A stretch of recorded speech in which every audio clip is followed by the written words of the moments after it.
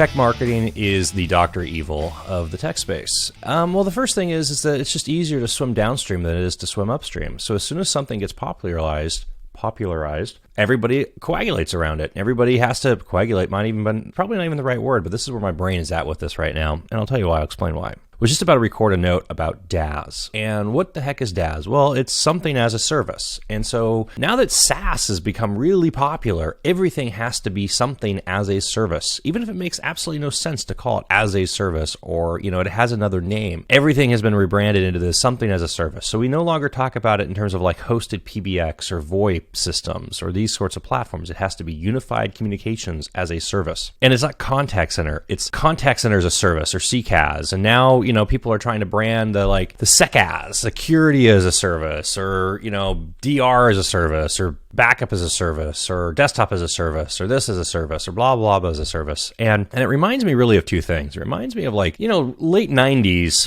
when the .coms were going like crazy. We had the first iteration, everything was something.com. And then when everything was becoming registered, then it had, then there was a new trend that was started. And the trend became something.com, right? And some of these still survive to this day, like eHarmony. Why is it called eHarmony? Because it was just popular to name your startup something with an E in front of it. So eHarmony.com became a thing. And then after the E ran out, then it became an I something. iWin was a big one of these things. But, the part that really affected me from a architecture engineering standpoint was clustering. And even to today, clustering is this really kind of nebulous term. Now, not many companies are dealing with clustering anymore because they just don't think about it. They run like RDS or Aurora and AWS. And they don't think about what's going on with their database servers anymore. We would go through and have to deal with, vendor evaluation and selections. And everybody was selling you clustering for your database server, but they weren't really defining what they were doing clustering-wise. And we had True 64 clusters, which were these really cool quasi-single instance clusters where the system had nodes and CPUs and RAM and memory and an interlink between them, but you could reboot individual nodes within the cluster, or you could, as they booted up, you could run processes on different ones dynamically. And you had this really, probably the truest sense of what a real cluster was in terms of like what people thought it was, of like one box that you could just dynamically make bigger and bigger and bigger. Well, to a point. Back then is when we had Beowulf just hit the market, and Beowulf clusters. It was kind of this idea of like a single, it wasn't a single system image. What I mean, like single operating system running across multiple different nodes, interconnect with each other. It was more of an approach of like distributed work and distributed job scheduling. You would say, okay, I need to, process this, and you could break those units of work down into smaller pieces and distribute it against the cluster. Most popular form of clustering at the time was Veritas VCS when it came to databases. And when I say most popular, I mean, it was like this just became a part of the accepted stack. You ran Oracle, you probably ran VCS, and you were running on Sun Solaris. And what VCS was, it was a failover cluster. And, there was, within Oracle, you had, different components of building blocks that you needed in order for the database to actually run, right? So you'd have to make sure the storage was mounted. It was connected to the storage. Then you would start the actual database process, mount, what's the word I'm looking for here to share? You would actually start or, have an IP address that was shared between them. So you would, connect that to the host, and then you would start the Oracle listener so clients could connect to it. And so, so you had this like built, these blocks, right? And so VCS could monitor each one of those blocks. And if something happened, or the heartbeat was no longer working anymore, it would fail over to the second node, and the second node could go through the whole thing and start in theory, it would start everything up on the second server. The reality was, if you actually had a catastrophic failure on the primary server, it never started cleanly on the secondary server because you had to figure out how to recover what the catastrophic failure was in the primary in order for the secondary to start. But it did a lot of things for you, and it was automated. And the executive teams felt fantastic because now we had a cluster, and we could advertise, and answer all these nonsensical survey questions from partners of like, yes, we had a cluster, we had a database cluster, we have everything's redundant. But so when clustering got hot, at that period of time, everybody that was related to anything doing in the database world was trying to figure out how to shoehorn their system into saying that, are we a cluster? Bob, are we a cluster? Yeah. Can we? Yes, you're a cluster. Oh, wait. Yeah. We're a cluster. Tell everybody we're a cluster. Marketing teams, go forth. Sales teams, go forth. Tell everybody we're clusters. So now it's, what are the popular ones? So everything got branded as something as a service. SD-WAN, everything's been branded SD-WAN, whether it's SD-WAN or not. I mean, what does SD-WAN actually do? Nobody really knows anymore because everything is SD-WAN. That's happening with SASE. The funny thing about SASE is the definition of what SASE actually is, and everybody claiming they have a SASE solution. Nobody actually meets the definition of SASE by, so like in its complete, like what it has to include format. So like nothing's actually SASE, but everybody's marketing SASE and everybody wants to buy SASE because that's what they think they need. I mean, the same nonsense is going on in the security space right now. Everything in security has to be something detection and response. So it was MDR, then became MTDR, then it was EDR. Now everybody's like XDR.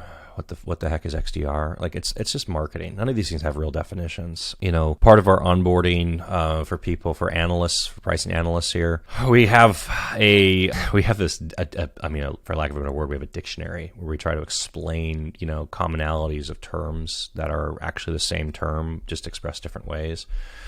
So simplistic example of that would be internet. We need a internet access circuit. Somebody needs a connection to the internet from an office, from a location. So then we have to define what are broadband circuits, what are dedicated circuits, what is FIOS. Well, FIOS it used to be a fiber optic designation. Now it's really just a marketing term for broadband. Or UVerse did the same thing. Or a lot of carriers call it dedicated internet access for dedicated fiber, but then some wanted to call it fiber internet access, and some wanted to call it, AIA, and it's like everybody, it's like everything becomes these terminologies. And then at some point you get a standards body, and the standard body comes in and then creates its own definitions. And then the standards body says it's not really internet access or DIA or FIA or AIA, it's really called E-access. And then it defines E-line and E-LAN, but then when you're like E-line versus E-LAN, you're like, well, is that MPLS or VPLS or, layer 2 transport or wave or alien wave or dark fiber? I mean, and it's really no wonder why this, like the buying process for this stuff has gotten so insanely complicated, because you can never really figure out what you're buying. I've been doing this for 25 years. So, the advantage I have is just I've been doing this for so long. I've been buying IT and deploying and building into infrastructure for so long now that, I've been through these pain cycles enough. But, if you tagged somebody, if you were going to do this yourself, or if you have somebody on your team and you're like, go out and get us XYZ tech, like you're sending the lamb to slaughter. I mean, they have no shot of actually figuring out the difference between one or the other. I mean, trying to understand, like, what do we actually need for a phone system, and what is our SD-WAN solution to prevent NAT traverse, NAT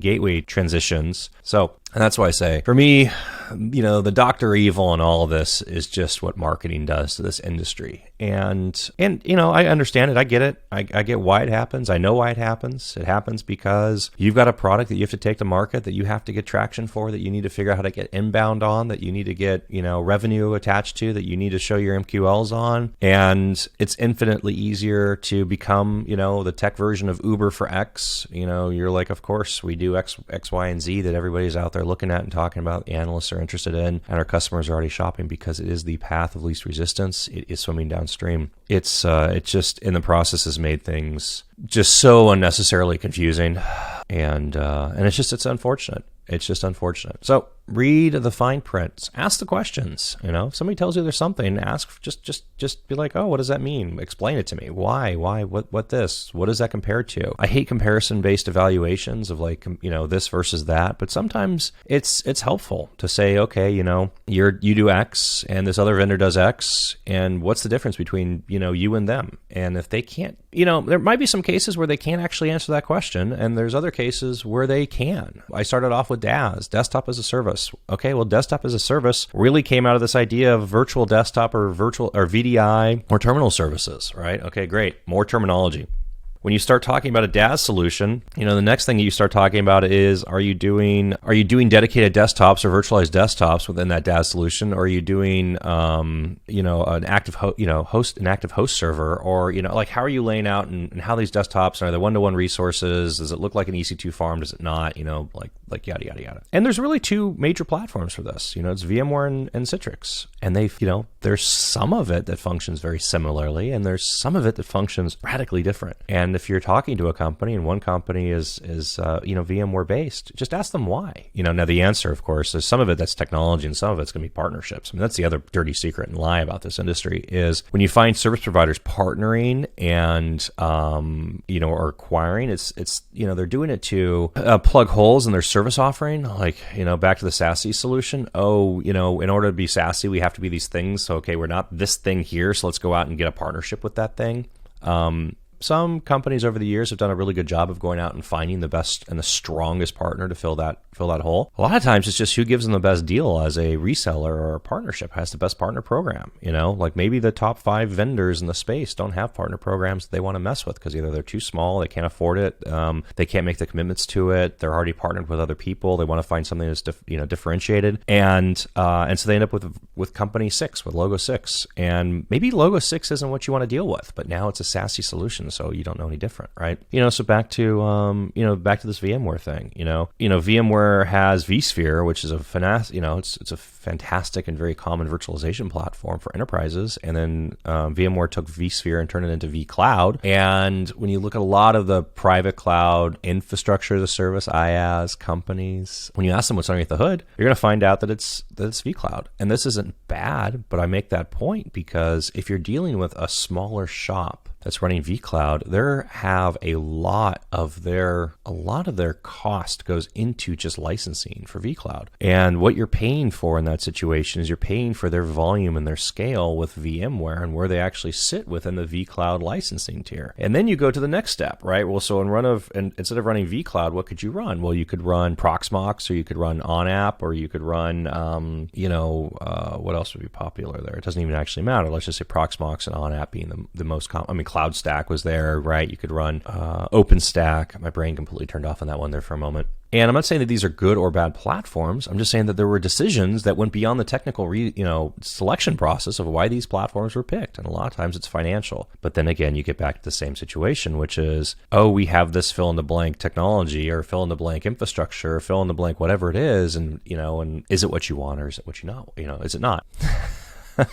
It's such a mess.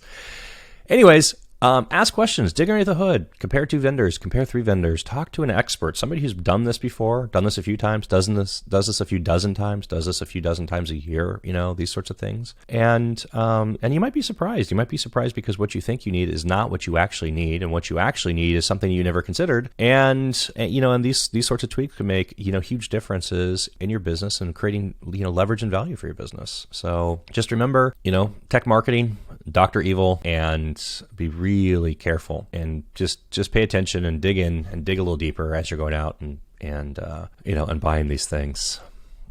I'm Max Clark. It's 20 minutes max. A little bit more of a rant than usual this morning, but hope it helps. See ya.